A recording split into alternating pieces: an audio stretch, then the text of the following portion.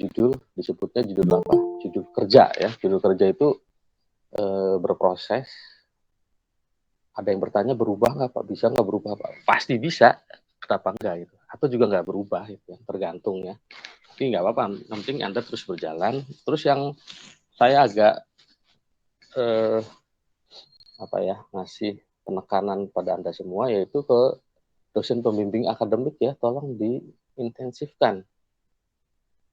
Ya, jangan sampai dosen pembimbing akademik tidak tahu gitu loh. Kenapa? Karena kuncinya kalau mau jujur di beliau-beliau itu. Nah, yang meng-ACC nanti para pembimbing akademik ya. Saya jadi sifatnya cuma teknis, mendampingi Anda semaksimal mungkin gitu kan untuk selesai proposal. Saya udah cek ke Pak Anies, Pak Tajur bahwa proposal, pedoman proposal masih proses ya, skripsi udah jadi proses, sedang masih dikerjakan oleh Pak Hamdan. Tapi katanya bisa dipakai lah yang kakak kelas lah, bisa nanya ke Ibu Robiah ya, apa saja poin-poin yang ada di dalam. Nah kemarin Anda sudah latar belakang dan judul ya, sekali lagi judulnya judul masih tentatif Pak, masih berubah nggak apa-apa, jangan khawatir, semuanya berproses. Yang penting Anda melakukan yang proses itu dilakukan dengan baik gitu loh. Contoh, meskipun ini sekali lagi ya, sebetulnya ya karena Anda sudah mendapatkan teknik penulisan karya ilmiah, ini sebagian semacam pengulangan saja sebetulnya gitu loh. Karena kalau KIM itu ya seminar gitu kan. Dan saya tidak menutup kemungkinan ya nanti prosesnya bisa saja lebih awal gitu loh. Ketika di antara kalian gitu kan, di antara mahasiswa, di antara Anda semua udah ada yang betul-betul fix, sudah saja nanti diseminarkan langsung yang sudah siap itu. Tapi lebih cepat gitu loh. Karena tujuan akhir ya mata kuliah ini proposal, itu aja. Proposal yang sudah di ACC oleh pembimbing akademik dan oleh ketua jurusan. Nah hari ini kita silakan dibuka, itu hanya sekedar bacaan saja, pemicu aja. Jadi Anda boleh mencari bahan banyak sekali di ini, dan yang paling penting sih dikerjain gitu kan. Menentukan masalah penelitian gitu. Ini sebetulnya paling pokok ya di sini. Apa masalah penelitiannya gitu loh. Itu yang paling pokok kalau menurut saya sih. Meskipun tadi ya tidak bisa terpisahkan antara latar belakang gitu kan, judul, masalah, nanti tujuan dan sebagainya lah ya. Itu sebenarnya hal-hal tidak bisa dipisahkan. Semua hal itu tidak bisa satu sama lain gitu loh. Nah ini cuma ini aja, makanya dijadikan materi-materi itu untuk ini aja, untuk mempermudah gitu kan. Dan saya berharap tadi ya banyak di antara teman-teman sebetulnya udah dari konsultasinya sudah mulai matang gitu ya. Tinggal ini aja memastikan lagi bahwa misalnya contoh masalahnya yang ya sudah ya kalau dibilang baik sempurna ya enggak lah ya, tapi sudah mengarah kepada siap gitu kan, gitu aja ya. Nah, coba kita lihat, jadi masalah itu nanti di bawah dijelaskan lagi. Masalahnya itu situasi di mana sebuah fakta terjadi menyimpang dari batas toleransi yang diharapkan. Terjadi kesenjangan gitu. Masalah itu kesenjangan. Ya, jadi tadi ya, misalnya harusnya tentu kita merefernya kepada sebuah struktur ya, struktur sosial, karena kita ilmu pengembangan masyarakat. Harusnya contoh nih, seharusnya pembagian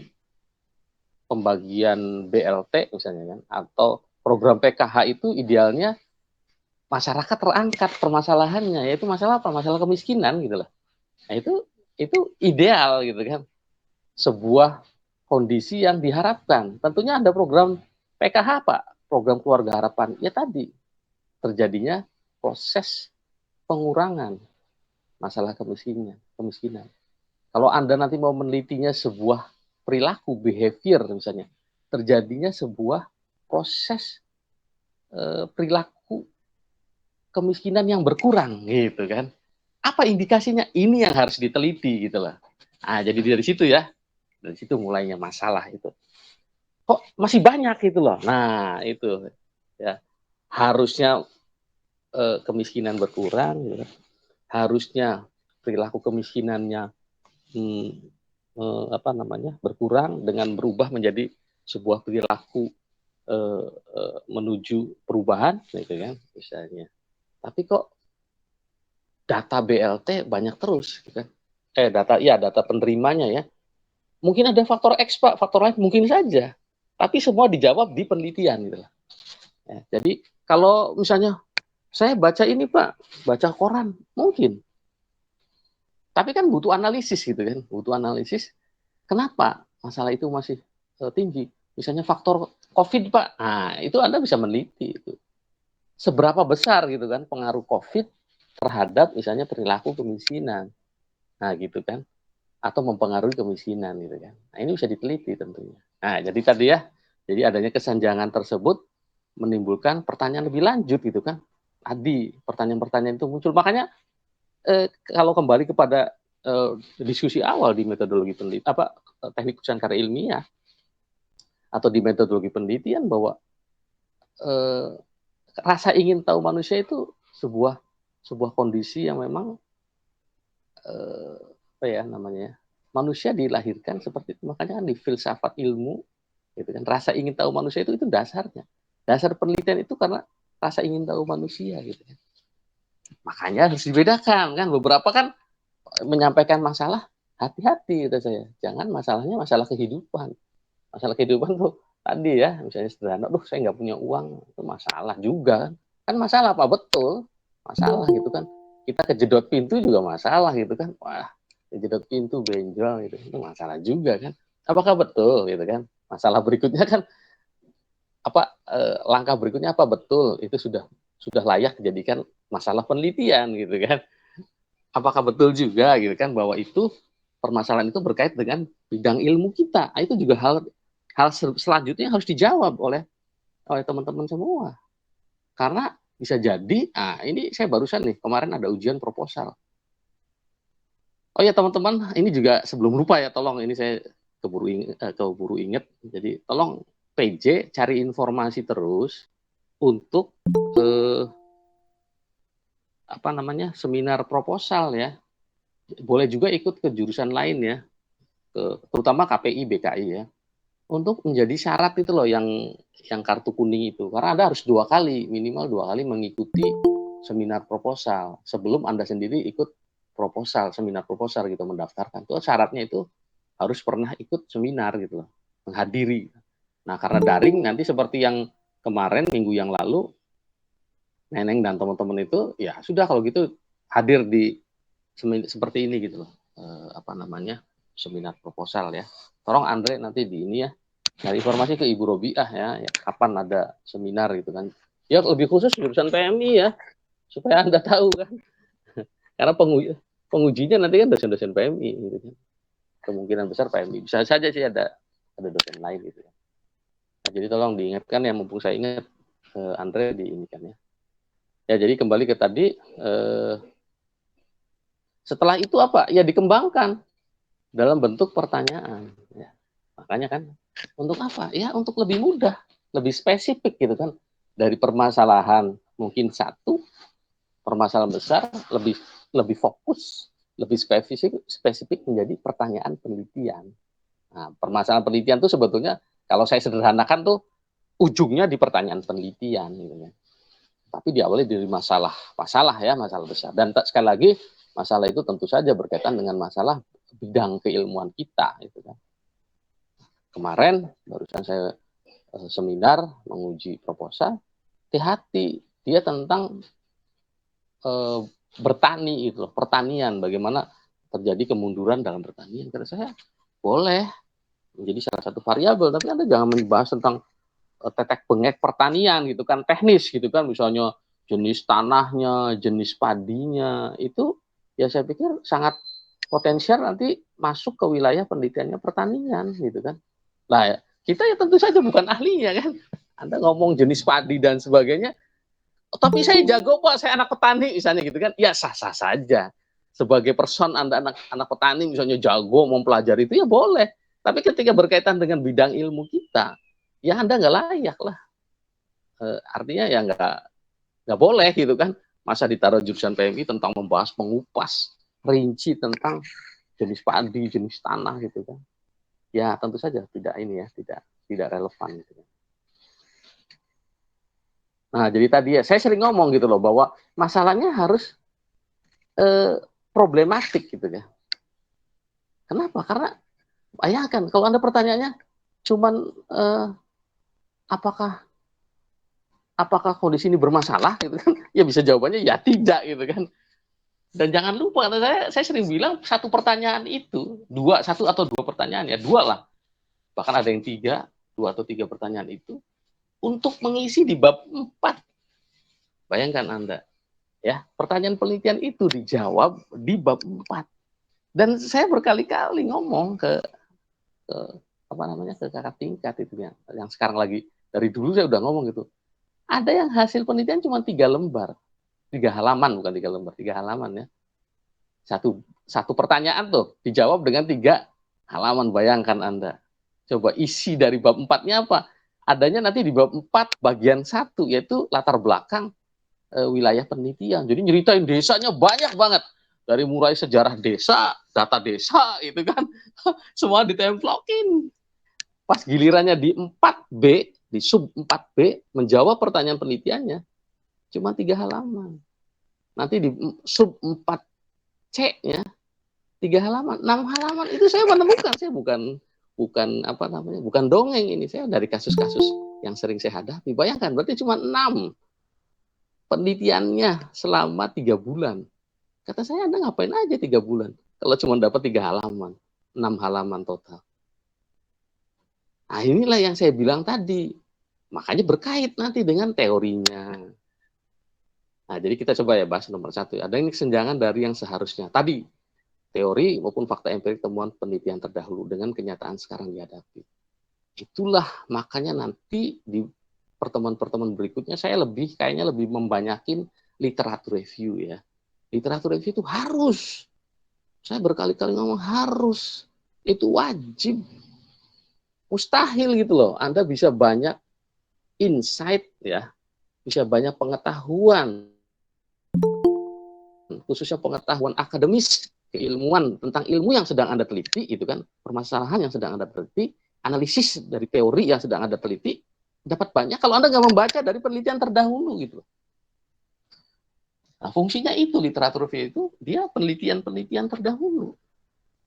Mungkin juga nggak terlalu jauh waktunya, makanya cari yang muda waktunya gitu. Misalnya penelitian tahun 2018, 2019. Dan informasi Anda dapatkan banyak dari situ. Nah, terus yang nomor 2, sudah disebutkan tadi ya, dari kesenjangan tersebut dapat dikembangkan pertanyaan, mengapa kesenjangan itu terjadi? Mengapa atau bagaimana bentuk partisipasi masyarakat misalnya ini. Jadi Anda misalnya melihat TBM misalnya, ada ya di antara teman kalian mengajukan TBM. Itu kekeh ya. Dan saya setuju gitu loh. Pak, ini TBM-nya bagus, Pak, yang menggerakkan remaja.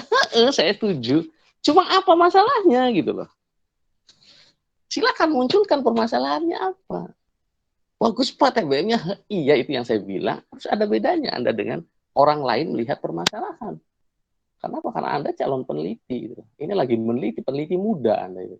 Meneliti sebuah permasalahan penelitian gitu. Ya, ada apa dengan remaja-remaja itu? Nah, Anda sampaikan. Kok bisa ya Pak remaja? Nah, apakah mereka motivasinya sangat tinggi? Gitu? Apakah mereka mendapatkan keuntungan? Apakah mereka sudah memahami betapa pentingnya literasi dan sebagainya dan sebagainya? Dan semua pertanyaan-pertanyaan itu tadi itu banyak kan, pertanyaan Anda itu bukan satu, banyak, hakikatnya banyak. Nah, dijawabnya di mana?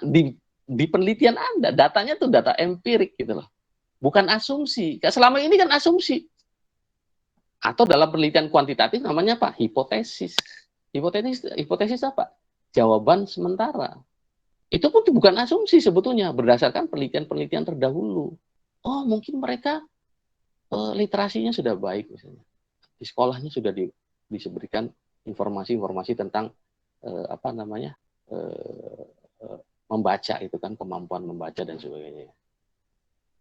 Dan yang 3 yaitu pertanyaan tersebut mungkin untuk dijawab dan jawabannya lebih dari satu kemungkinan tadi yang saya bilang.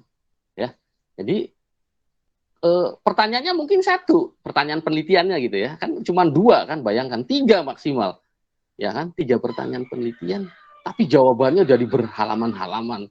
Di bab 4 itu, saya sih berharap 20% penelitian Anda itu isinya di bab 4 itu. Kenapa? Ya karena itu hakikatnya penelitian itu ya isinya di bab 4 itu. Dia temuan penelitian gitu kan, dan analisis Anda terhadap fenomena-fenomena yang Anda temukan itu.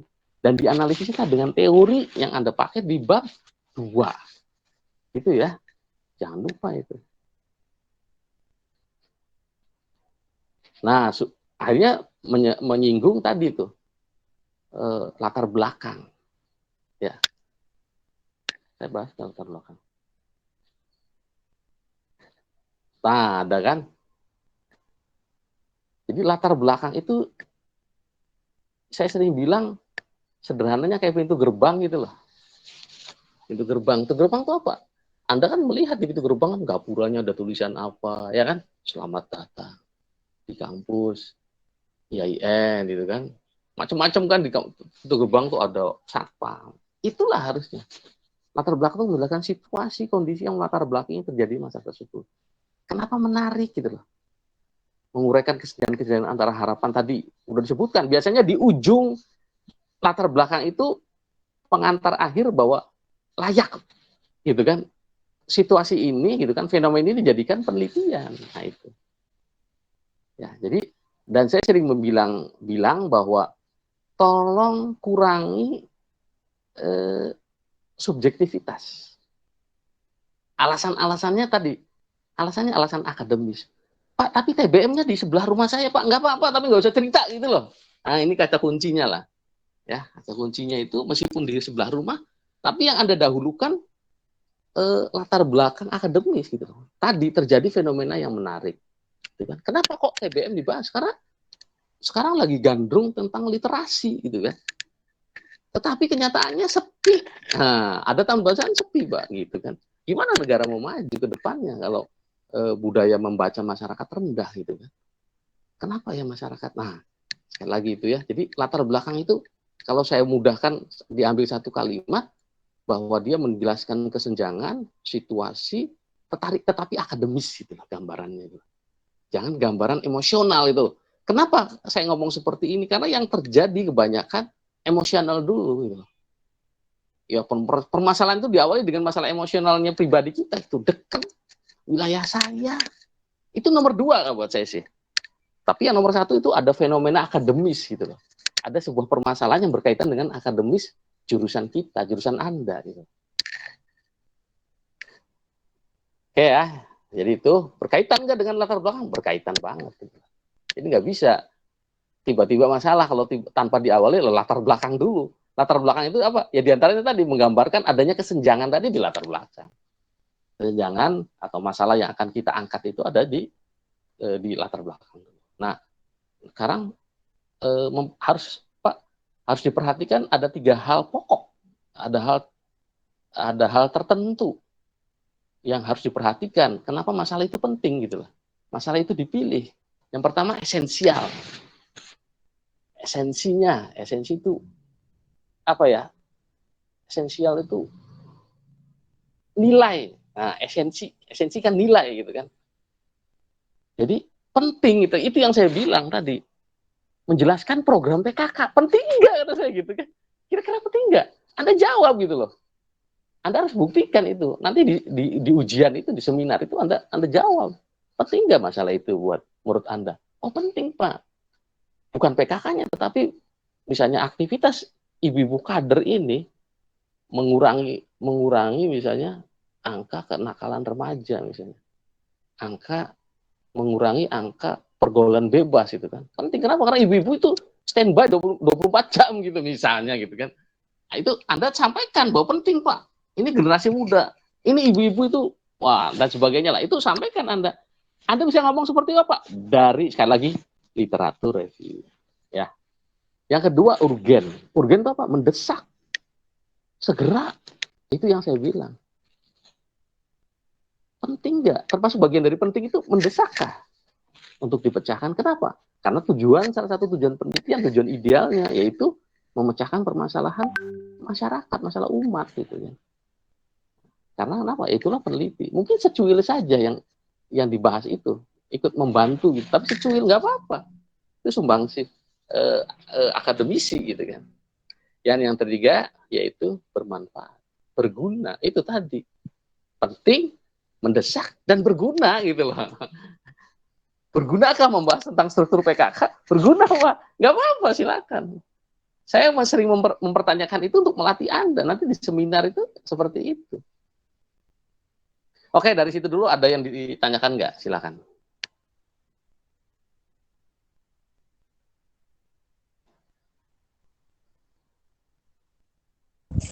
Pak, mau izin bertanya.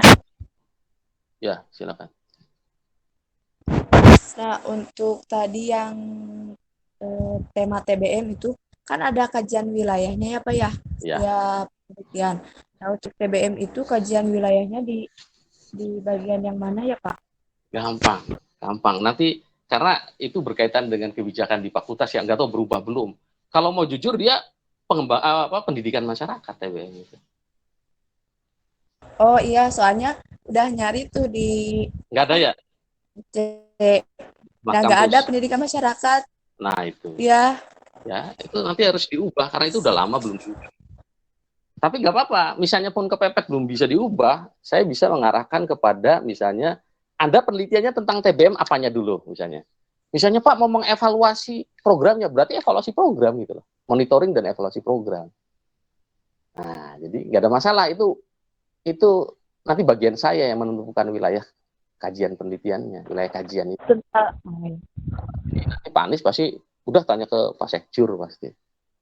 Jadi nggak apa-apa ya, nggak ada masalah lah sebetulnya, nggak terlalu apa ya, gitu. Baik. nggak terlalu bahaya lah boleh dibilang lah.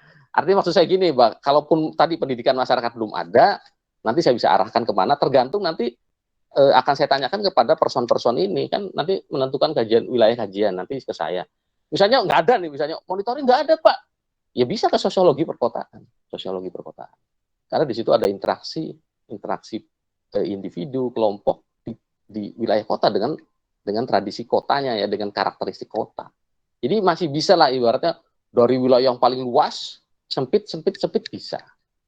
Nggak salah gitu loh, ketika pendidikan masyarakatnya nggak ada ya kita cari alternatif gitu loh. Kalau nggak ada lagi ya cari alternatif lagi, tidak akan meleset insya Allah. Gitu. Ya, siapa tadi yang bertanya tadi? Sendiri Pak. Nah, itu ya jawabannya kalau ini kajian ya. Eh, ya dengan saya urus. Siapa? Terima kasih. Ya sama-sama.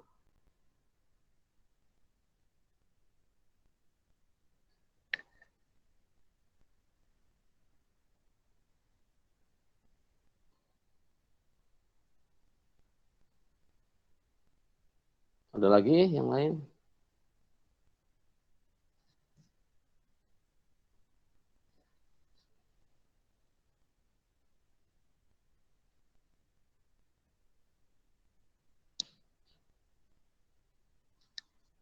Ya, Dek, silakan Dek.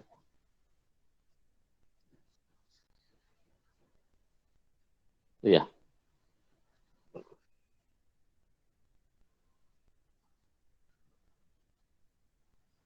ya baik. Udah gitu aja Dek.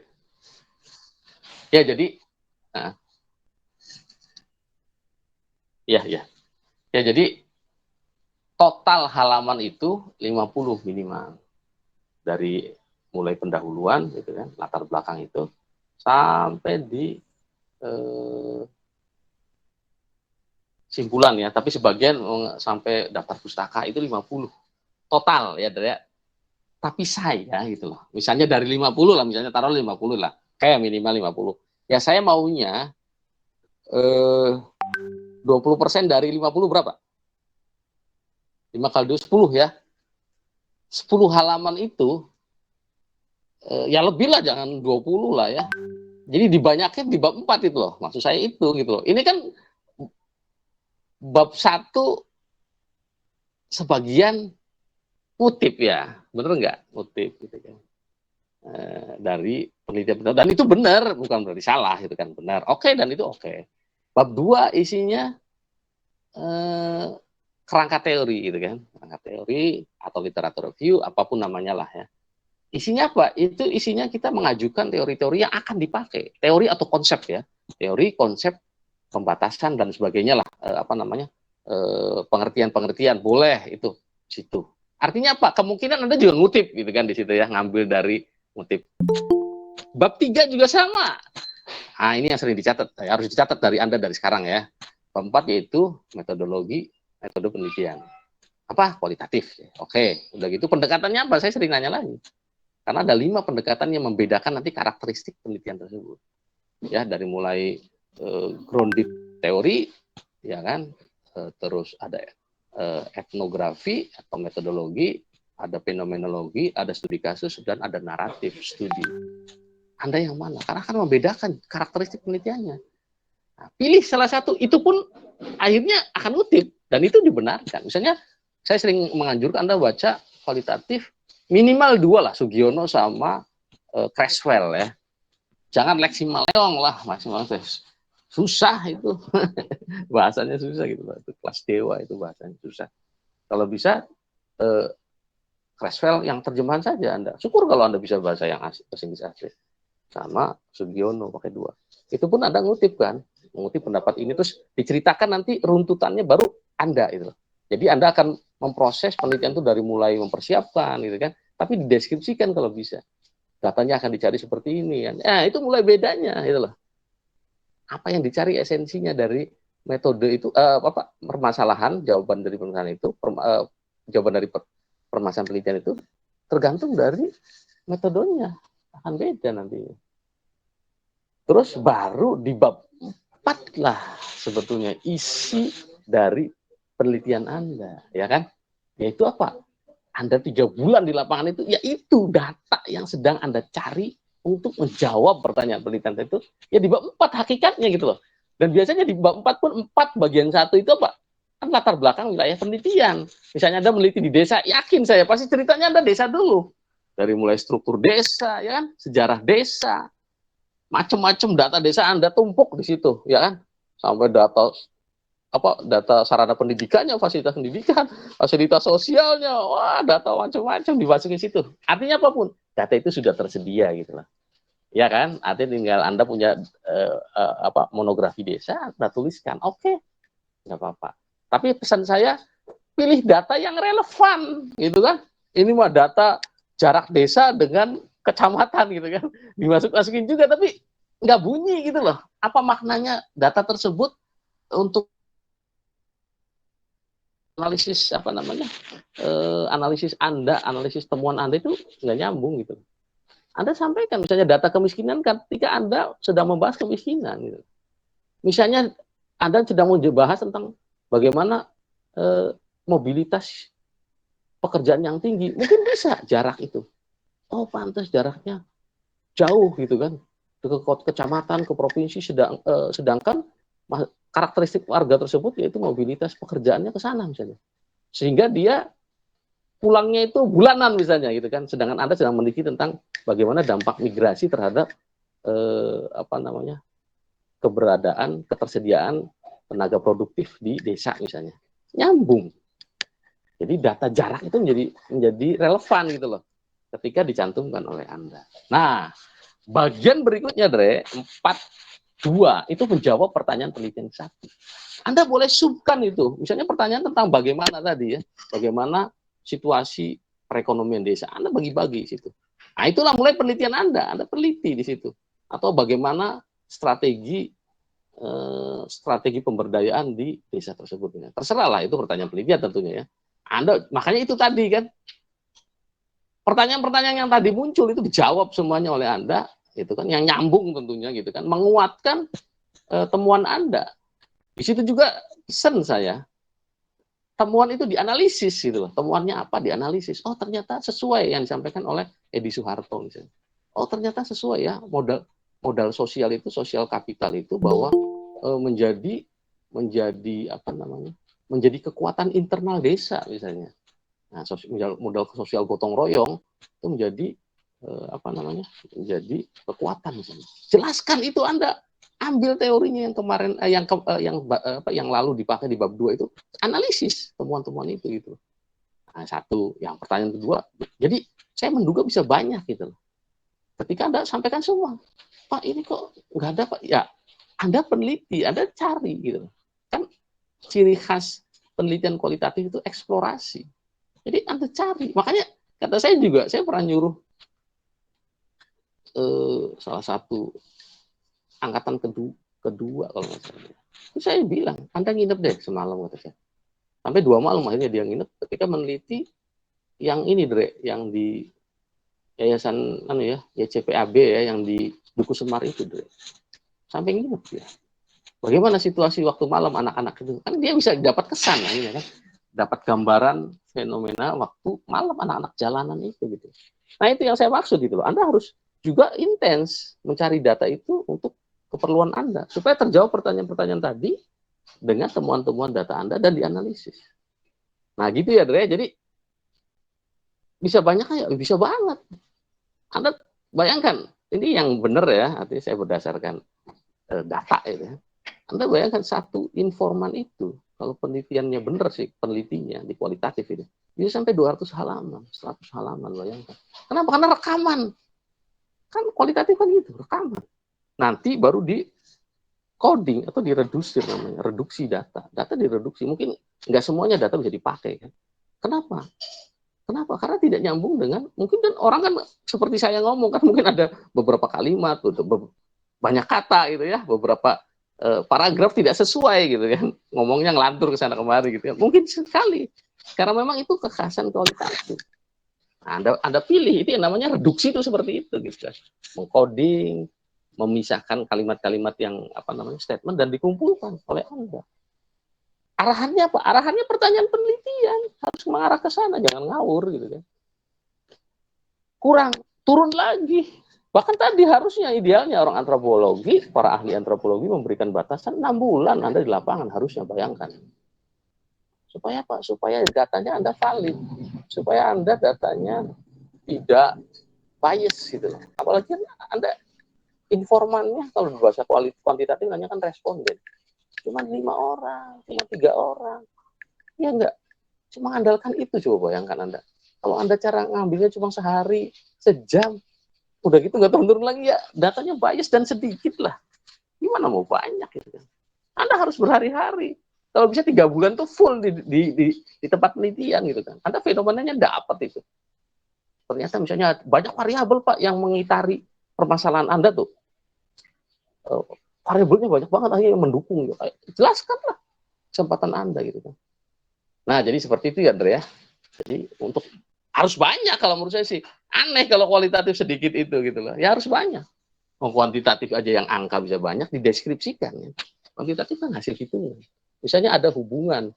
Nah, ada hubungan antara minat belajar dengan hasil studi misalnya. Angka itu nantinya. Misalnya terjadi hubungan yang kuat gitu kan antara ini. Jelasin. Dari mana? Ya dari penelitian terdahulu, dari fenomena di lapangan juga. Itu namanya lebih ke mixed method lah ya. Tetapi kalau kuantitatif murni, dia nanti bersandarnya ke teori. Teori penelitian terdahulu nggak ada lagi. Jadi, ternyata dikuatkan lagi gitu. Teori itu dikuatkan lagi, ternyata betul motivasi belajar mempengaruhi prestasi belajar, prestasi siswa. Oke, itu Dre.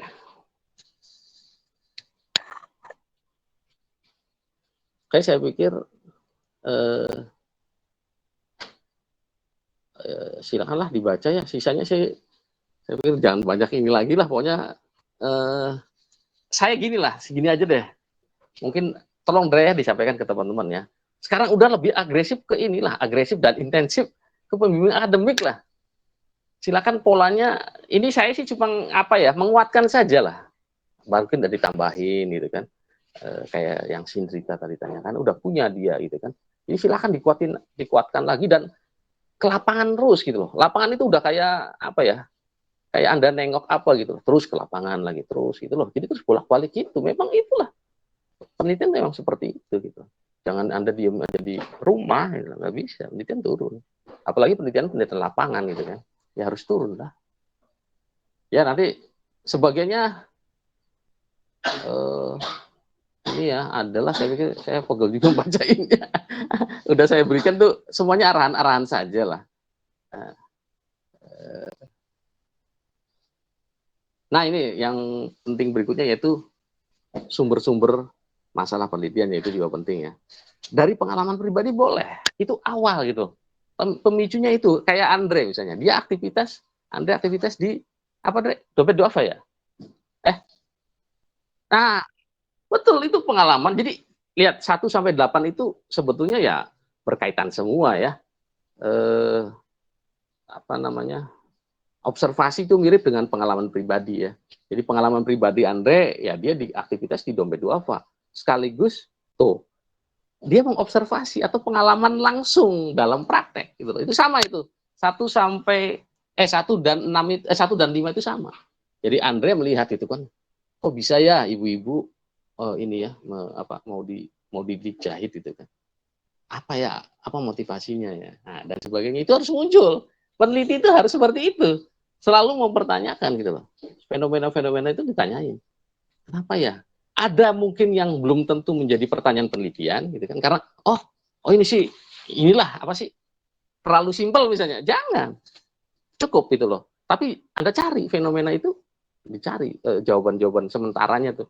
Asumsi dulu lah boleh. Atau yang nomor 2, lanjutan atau perluasan penelitian. Itu yang pernah saya bilang. Jadi biasanya penelitian terdahulu itu nulis. Dia memberikan saran atau rekomendasi untuk penelitian lanjutan. Nah, jadi si peneliti yang pertama itu, misalnya peneliti yang sebelumnya itu, dia berhenti sampai misalnya motivasi. Kenapa motivasi ibu-ibu tinggi untuk pelatihan di dompet duafa? Nah, jadi si peneliti terdahulu itu menyarankan, coba diteliti lebih lanjut tentang pengaruh misalnya gitu kan, atau dorongan keluarga. Nah ini jadi peneliti berikutnya tinggal lanjutin gitu loh. Wah, coba kita teliti dorongan keluarganya ya. Apa dorongan keluarga itu membantu motivasi ibu itu untuk ikut pelatihan dompet itu apa misalnya. Bisa, itu bisa banget ya. Yang ketiga, sumber kepustakaan. Sumber kepustakaan tuh itu dengan 8, dengan deduksi dari teori. Itu satu rangkaian itu. Kenapa? Anda teori dari mana? Ya dari bacaan. Ya dari sumber kepustakaan. Sumber kepustakaan tuh isinya penelitian-penelitian terdahulu kan. Tadi yang nomor 1, nomor berapa tuh? Ya tadi saya bilang ya, tahu insight-nya itu dari mana ya, dari situ gitu. Deduksi dari teori. Jadi implementasinya teori itu seperti apa sih? Seperti yang saya bilang tadi, ada teori modal sosial namanya. Di kita kan ada modal sosial misalnya kegotong royongan, tapi mati Pak sekarang Pak. Nah itu perlu dipertanyakan itu kenapa gotong royong menjadi sesuatu yang mati sekarang misalnya. Apakah semuanya sudah bergaya kota, orangnya pada sibuk misalnya dan sebagainya, itu harus diteliti sebetulnya. Forum pertemuan ilmiah diskusi. Ini juga ada ya, FGD gitu kan. Diskusi-diskusi ilmiah itu bisa jadi bahan penelitian. Tadi observasi udah, perubahan paradigma dalam kebijakan itu juga bisa. Kenapa misalnya kebijakannya lansia itu harus di rumah misalnya. Itu kebijakan di negara-negara Asia Tenggara pada umumnya. Nah, itu perlu dipertanyakan kenapa ya? Kenapa mereka kalau di luar negeri di panti, di negara-negara Eropa Barat itu di panti kebanyakan. Nah, itu kebijakan. Itu juga bisa ini pun dari mana? Dari baca sebetulnya gitu loh. Ya kan? Anda tahu kebijakan berubah dari baca atau dari bacaan itu bisa dari baca koran, lihat TV gitu kan. Itu ada fenomena ya. Yang bawah fenomena praktek permasalahan sosial itu juga sama dengan pengalaman pribadi dan observasi juga. Fenomena praktek permasalahan sosial dalam masyarakat. Jadi fenomena-fenomena di masyarakat itu ada amati. Dan sekali lagi ya, dari rangkuman tadi selalu mempertanyakan gitu loh pada diri Andanya tuh. Kenapa ya? Mengapa ya? Ada apa sih? Itu selalu gitu loh. 4W1H itu Anda selalu pegang gitu kan. Melihat fenomena itu Anda selalu sampaikan dalam diri Anda gitu loh, Andre. Jangan ke ini Andre, ke supir angkot gitu. dalam hati aja gitu loh. Kenapa ya seperti ini ya? Kenapa ya? bagaimana sih? Nah, itu terlalu. Dan yang terakhir, ciri-ciri yang baik ya. Tadi ada memiliki kontribusi, ya kan, orisinil, pernyataan permasalahannya bagus gitu kan, mudah gitu kan, atau tadi layak itu visible. Penelitiannya bagus misalnya, wah ini Anda mau meneliti kenapa ya jaringan narkoba ini marak banget ya, ini merusak generasi muda. Bagus itu, tapi mungkin nggak Anda meneliti tentang jaringan narkoba misalnya. Ini salah satu contoh aja. Wah, kan bahaya Anda. Siap nggak Anda dengan karena Anda itu pernah kejadian itu, pernah terjadi itu. Sampai meninggal peneliti itu. Kenapa? Karena dia rawan. Nggak usah lah narkoba, Anda penelitian LGBT aja. Itu kan kelompok khusus dia. Kelompok masyarakat yang eksklusif. Kenapa? Ya karena dia memang beda dari masyarakat yang normal gitu, yang umum gitu.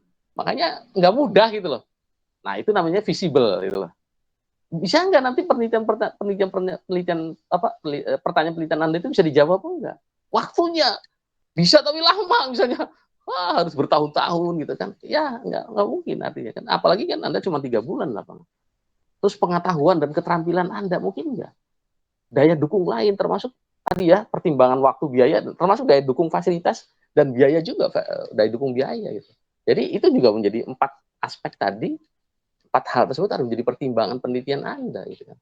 Layak nggak penelitian ini? Kata saya mungkin aja bagus, tapi susah tadi ya, berbahaya ya janganlah apa aja. Atau tadi tidak problematis itu loh. Cuma jelasin Anda dari mana datanya program PKK? Ya dari ini Pak, dari desa Pak ada tulisan program PKK. Ya kata saya nggak usah meneliti kalau gitu sih anak SMA aja tuh kalau cuma dituliskan doang gitu kan.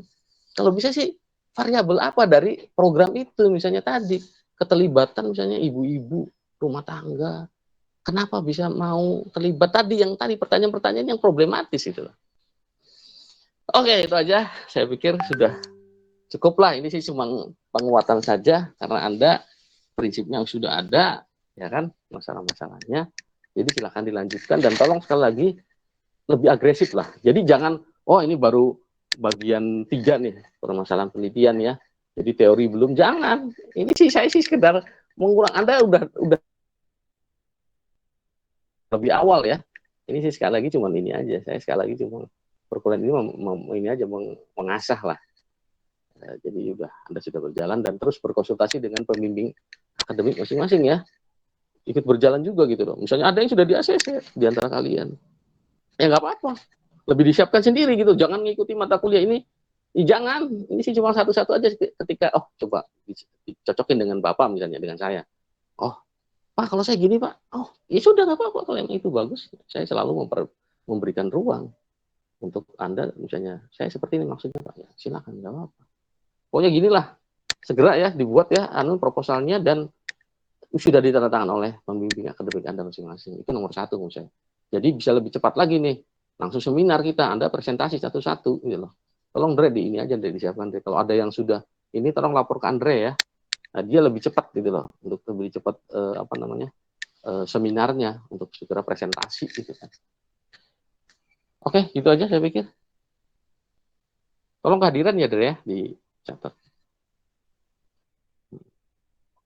Oke, ada lagi? Udah ya, selesai ya. Ada lagi ya.